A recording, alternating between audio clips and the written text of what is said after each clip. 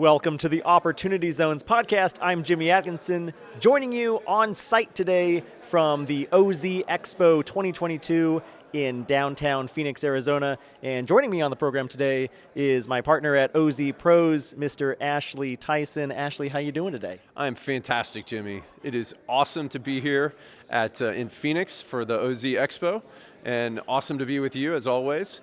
And it's been a great conference thus far. It has, and every time I'm with you and I have you on the podcast, I'm reminded by how tall you are. How tall are you? Is it 6'8" or 7'8" or what is it? 6'8", I don't know, 7'12", I think, right? Something like that, 5'12". Exactly right. So today I want to talk with you about, some takeaways from the conference, Sure. what you've learned, what you've enjoyed, who you've enjoyed meeting today. But first I want to get the update on OZ Pros. Can you tell us a little bit more about OZ Pros, what OZ Pros services you provide, and maybe any other fun updates you want to give? Well, Jimmy, as I mentioned on our panel, which by the way, you weren't in there, because then you would remember that that this whole thing started as a result of a comment that was made at, I think it was the second OZ Expo in Las Vegas, where I can't remember what his name was, but he was up on stage and he said, the problem with opportunity zones is that they're kind of like high school sex. Everybody's talking about them, but nobody's doing it.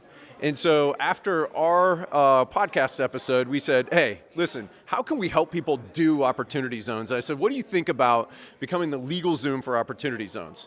And you're like, listen, I'm in, let's do it. And so it's been a hell of a run, right, since back in November 2019 when we launched this thing.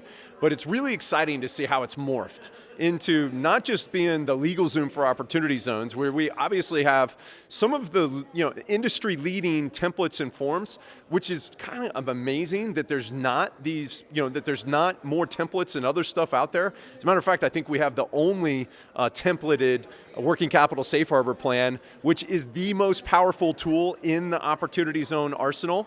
And our other forms have been fantastic, but then on top of that, we've got our strategy call process where people can set a strategy call and they can get all of their questions answered, or they can cut to the chase relative to whether an opportunity zone deal is going to work or not. And then finally, we've implemented the OZ Pros Compliance Bootcamp, which is really exciting because it's a weekly call every Tuesday from 10 to 11:30 Eastern time, where we get to answer people's questions. We do it rapid fire, and so people can actually flex their compliance muscles and they can come and get trained about how to actually do the compliance themselves, instead of relying upon their experts at the end of the tax year and be like, oh, I jacked this up or I jacked that up. Instead, they've got an opportunity to be able to come in. And by the way, I also talked about the drinking game, where every time I say opportunity, somebody's got to take a drink. We would be in trouble. Huge trouble. But at the end of the day, what you're doing is you're democratizing access to opportunity zones. Is that right? That's exactly right. Because we want to be a force multiplier for impact. And the way we do that is we put this unbelievably powerful program into the hands of Main Street America. We bring Wall Street level sophistication to Main Street America, and that's where the magic happens. Fantastic. And we're at the OZ Expo now. It's great, by the way, coming back to these OZ Expos, because that's where we first met, was at that OZ Expo in Las Vegas, Nevada. At the cocktail hour. At the cocktail hour. I bought you a drink. I think it was an open bar, if I recall correctly. But, well, tell me about this OZ Expo today. Here we are now in 2022. The marketplace has matured quite a lot since the early days in 2018 and 2019 when this thing first started rolling out. What are some of your big takeaways from the conference today? Yeah, so I think that the biggest takeaway is that anybody who's participating, either here in the conference or listening to this podcast, or somehow interested in opportunity zones, are hereby qualified as a qualified opportunity zone advocate, right? And each and every one of us need to be telling the story. We need to become evangelists for this program, and we need to be talking to the people that are in our communities about how successful this program is being. And we need to be talking to our representatives about our projects and everything else. And we need to actively be involved in the outreach associated with telling the Opportunity Zone story. And I think that that's kind of the overriding theme that I've heard from the different panels that were here today. So your panel with Shay Hawkins was awesome, and we got an update on the legislative thing.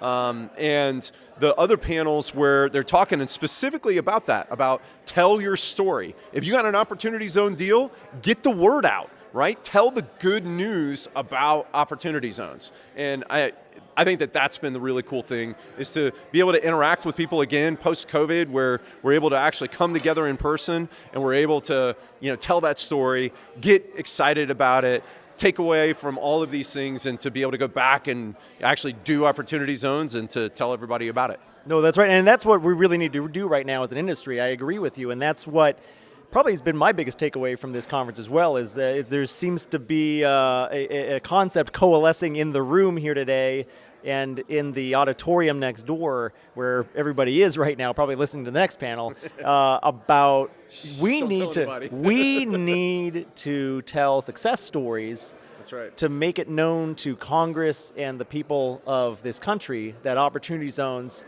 are not only working, but they're working as intended per the legislative intent. And that's what is really going to drive this program forward, and it's what's going to give this program a chance to get extended at some point down the road, hopefully sooner rather than later. Well, I want to revisit OZ Pros with you. Can you tell us how many qualified opportunities zone businesses and fund entities you've formed in the, I guess it's been almost 3 years now. How many have you done? We're almost to 2,000 now, which is incredible. And we've had over 2,000 strategy calls, which is insane, right? It's awesome. And it's been so cool to be able to talk to people from across the country about their deals and about what they're doing to actually make a difference in their opportunity zones. And it's really cool because I think that I've got 11 people from OZ Pros Compliance Bootcamp that actually attended the conference today. Jared Hoyt, he's my guy that comes literally every week. He's been to more OZ Pros Compliance Bootcamps than I have. He's literally been to every single one of them, and he's here today. And it's just really cool that that this group and this expo is coalescing people around this unbelievably powerful legislative incentive, and to be able to build generational wealth and to do good at the same time. Right. So the legislative panel, I think, was the best panel today, if I say so myself. Well, it was the one that I went to, first of all, and it was the one that I spoke on. I've been spending most of my time out here in the exhibit hall networking with the different folks, so I haven't had a chance to sit in on any of the other panels. But what were some of your big takeaways, or maybe one or two key takeaways from what Shay Hawkins may have said, or what Dan Kowalski may have said, or then Reed and Brett and I were also on the panel, but I thought that those two were really making the most impact up there. Oh, my apologies to Brett and Reed and myself, but Dan and Shay were the star of that show, I thought. So what were some of your big takeaways? Well, so you did have basically the author of the legislation in itself, in Shay, and then you had the author of the regs in the form of Dan Kowalski. So it was a powerhouse panel up there.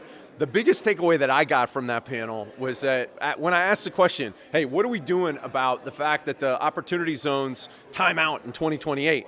Dan Kowalski said, you don't got to worry about it. It's been fixed through the regulations. That was beautiful for me. So what I take that to and so just to clarify what he means by that, so not very many people are familiar with the 2028 date, but technically, and I can't remember if this is, I think it's in the statute, it says that the opportunity zones expire 10 years after designation, and they were designated in 2018, which means that they all expire in 2028. So we've kind of been wondering, well, how does that impact qualified opportunity funds if they can't even exit until the 2030s, essentially, right? 2029 at the beginning, right? Assuming that you had a fund that was started or 2028, if you set it up in 2018. Most people kind of got going in 2019.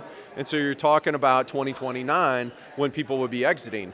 But not just exiting, but potentially exiting before a 10-year hold, and they need to reinvest. And so we're really concerned about, okay, what does that timeout of the zones, what kind of impact does that have, on being able to reinvest into the zones all the way up through 2047? So it was really great to hear him say that that's taken care of, I think the word he used was non-event. It's like, it's not an issue at all, so don't worry about it. But I know that I don't think it had normal people nervous because they didn't even know about it, but it had nerds like you and other tax accountants and lawyers nervous about it. So that was good to hear him say that. Any other big takeaways from the event today? So I think that the recurring theme that I kept hearing was make sure that you have a really good professional team around you. And, so we had our panel was specifically on Qualified Opportunity Fund and Qualified Opportunity Zone business best practices. Yeah, so tell me about that panel. I want to hear more about that and what you guys Yeah. got into up there. So I think that the key was, and I think that this was what really resonated with everybody, is that, listen, even if you don't have best practices, even if they're just good practices, or even if they're not even good practices and just practices, just do something. Do something as it relates to making sure that you're in compliance, doing your testing dates, some kind of system for how you're going to make sure that you track that. And so that led to an opportunity to walk through what the program really is that you don't have to ask permission from anybody, but you better have a dang good audit trail. And so inside of that, it presented an opportunity to be able to, there's that word again, to be able to talk about how you can build that into your business practices and your processes to create this story that you're going to use to tell the IRS. Contemporaneous memorialization, I believe. A wise man once told me. It's a contemporaneous memorandum, exactly right. So when you do something wonky, right, because something got jacked up, you write a contemporaneous memorandum and you put it into your file that documents why you did what you did when you did, because that way you have the story so that you can tell the IRS, hey, listen, this is what we did, this is where we moved the money, this is the bank statement that backs that up.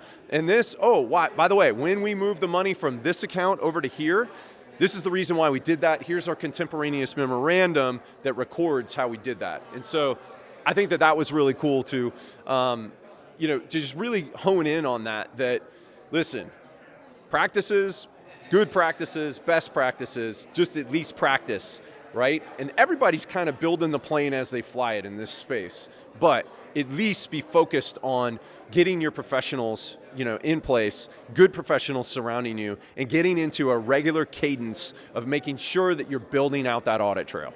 Absolutely. Well, Ashley, it's been a pleasure seeing you and speaking with you again today on the Opportunity Zones podcast. I think possibly my most prolific guest. You've been on about as often as anybody else has. I think you might be right. And we're looking forward to seeing you at our upcoming online event, OZ Pitch Day, coming up on November 9th, 2022. Ashley's going to be running a live Q&A session during that event.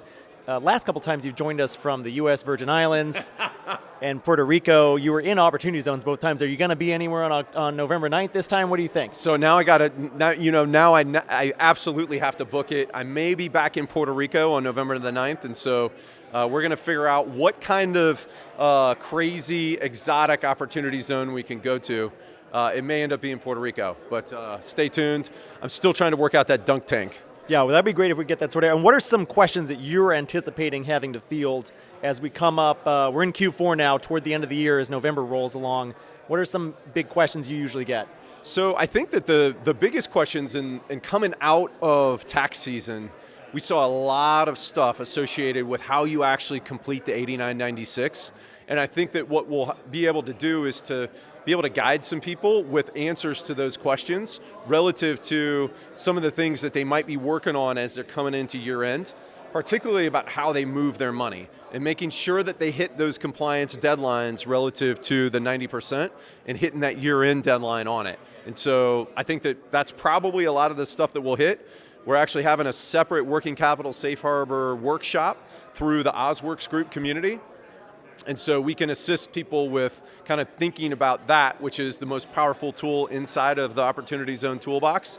And we can walk through that as well if anybody's got questions about that at the pitch day. I always love that. I mean, it is rapid fire. It's like machine gun questions and answers, and I love it. We always get a lot of questions there and a lot of eclectic questions from the eclectic crowd there too, so it's always a lot of fun. Ashley, it's been a pleasure speaking with you today and getting you here and seeing you in person at yet another OZ Expo, a great event. We're looking forward to the next OZ Expo sometime in 2023, we're hoping.